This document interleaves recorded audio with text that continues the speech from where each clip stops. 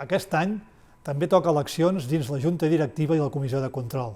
i és per això que us convido especialment a exercir el vostre dret, que haureu de fer presencialment el dia 28 de les 9 del matí a les 6 de la tarda. I no cal dir, si m'ho permeteu, que us demani el suport dels membres de la Junta que acaben mandat, que són la senyora Gemma Fuster i la Margaret Cruelles i els senyors Francesc Camp i Lluís Rigau. Pel que fa a la Comissió de Control, la reelecció dels senyors Pep Blanchard i Toni Vila i ratificar a la senyora Montserrat Causa com a nou membre. També us voldria dir que la senyora Pietat San Juan va deixar el seu lloc dins de la Comissió de Control per motius laborals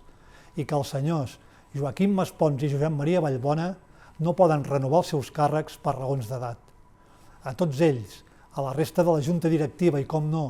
a tots els treballadors que formen part de l'entitat, agrair el treball i l'esforç que han dedicat amb gran responsabilitat a la mútua.